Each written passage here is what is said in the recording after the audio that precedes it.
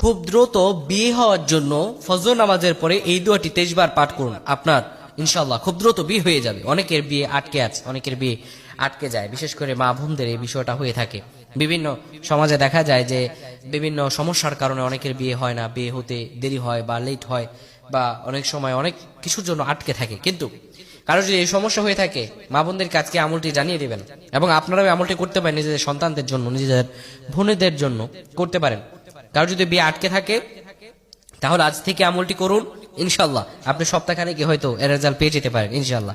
কারো যদি বিয়ে আটকে থাকে, ফজর নামাজের পরে আপনি বসে থাকবেন, সেই বসার মধ্যে ফজর নামাজ শেষ করার পরে আপনি বাম হাতটা আপনার উরুর উপরে অর্থাৎ রানের উপরে রাখবেন, ডান হাতটা সেটার উপরে রাখবেন।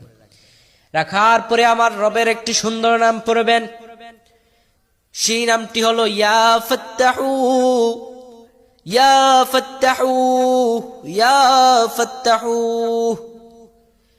আমার রবের এই নামটি 23 বার পাঠ করবেন, আপনার দ্রুত বিয়ে হয়ে যাবে।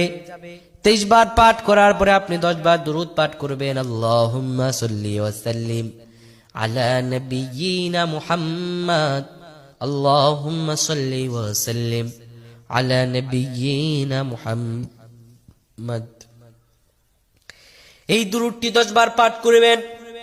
আর ইয়া ফাত্তাহু, এই আল্লাহর খাস নামটি আপনি 23 বার পাঠ করবেন।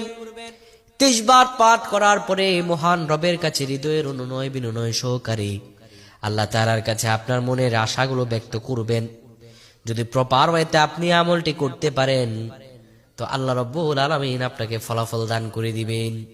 কারণ আল্লাহ তাআলা বলছেন, বান্দা যতই বিপদ থাকুক না কেন, তুমি আমার কাছে বড়। আর মুমিন যখন বিপদে পড়ে যাবে তখন তারা বলবে, তখন মুমিন যখন বিপদ পড়ে যাবে, ওয়ামা আসাবাকুম মিন মুসিবাতিন ফাবিমা কাসাবাত আইদিকুম। বিপদগুলো মুসিবতগুলো দুই ধরনের হয়ে থাকে, একটা হলো তাদের হাতের কামাইগুলো হয়ে থাকে, আর আরেকটা আল্লাহ তাআলা মুসিবত এবং বিপদ দেন পরীক্ষা করার জন্য। আল্লাহ তাআলা সেই সম্পর্কে সূরাতুল বাকারার মধ্যে বলেছেন, ওয়ালা নাবলুওয়ান্নাকুম বিশাইইম মিনাল খাউফি ওয়াল জু'। আমি অবশ্যই মুমিনদের পরীক্ষা করব তাদের জানমাল নিয়ে। আমি আল্লাহ তাআলা তাদেরকে পরীক্ষা করে তাদের জন্য আমি আল্লাহ রাব্বুল আলামিন বেছে নিব। আল্লাহ তাআলা তারপরে বলেন, অবাশশিরিস সাবিরিন, যারা ধৈর্য ধারণ করতে পারবে পরীক্ষার মধ্যে পড়ে গিয়ে। মহান রবের কথা বলে যাবে না, আল্লাহ জানিয়ে দেন তাদের জন্য সুসংবাদ, আর আল্লাহ তাআলা এই ধৈর্য ধারণকারীদের সঙ্গী আছেন।